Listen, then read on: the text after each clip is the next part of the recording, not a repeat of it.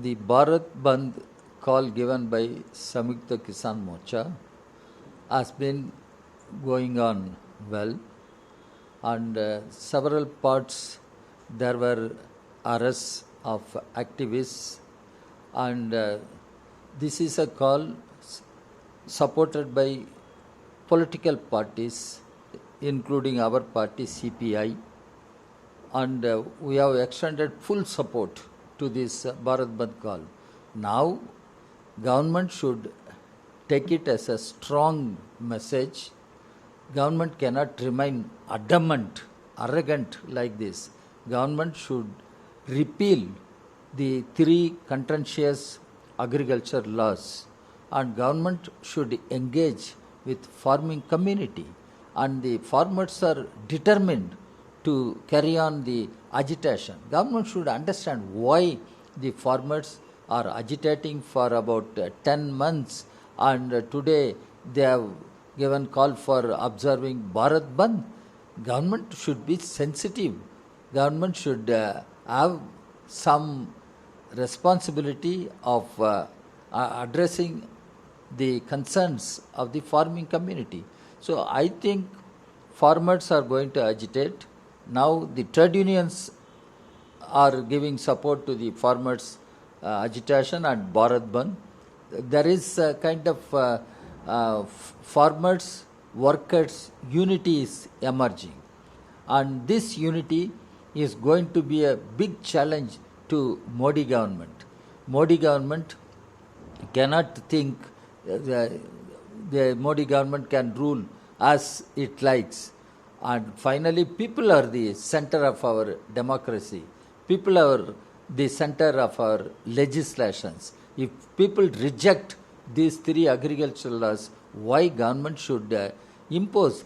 Obviously, the government wants to serve the interests of certain crony capitalists, and people are saying to help Adanis, Ambanis to loot the farming community, to loot the national wealth. But Bharat Bandh farmer block highway, rail track, traffic hit on Delhi Haryana border, opposition support poured in protesting farmer, and Rahul Gandhi lent support to farmer protests.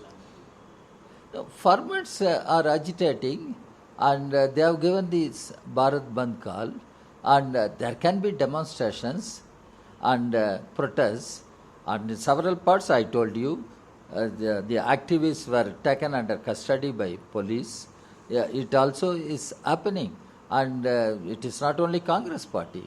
The left parties, we have given our full support to make the Bharat Bandh a big success. Our trade unions, the left trade unions, are fully engaged and extending their support to the farmers.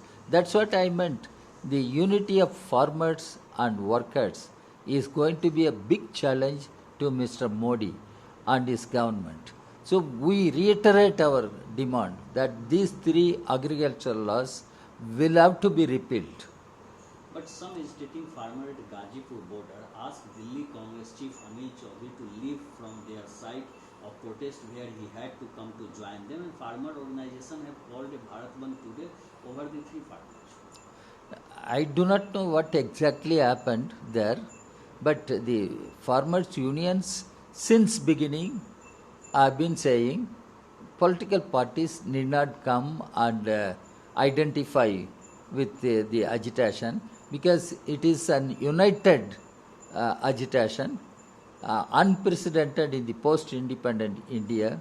Such a popular movement, united movement, has been going on. So, irrespective of political affiliations, farmers are united on this issue, asking the government to repeal these three agricultural laws. So, maybe I don't know how it happened, why it happened. It is for Congress party to explain. It is for some spokesperson of Samyukta Kisan Morcha to explain. But Bhawanipur Assembly election by-poll campaigning in South Kolkata constituency hit a favored pitch on Monday after the BJP worker alleged that party leader Dilip Ghosh was attacked during the canvassing, and his security personnel were seen pointing their gun at the air, dispersed the crowd. It is just an allegation. During election campaign, such allegations are being made. We have seen in the past, and now even post poll, attacks and violence we witnessed in state of West Bengal. So when the contest becomes very close, very sharp, then such allegations keep coming. It is for the law and order agencies to deal with the situation. Prime Minister Modi today launched Ayushman Bharat Digital Mission, and he also allowed that the 90 crore people vaccinated. Vaccination is one thing, because we have been demanding there should be universal vaccination. Every citizen should have vaccination and should have financial support from the government. The affected poor families must get 7,500 per month, and they should get free ration. We have been demanding. Now the Prime Minister should explain what is the digital mission.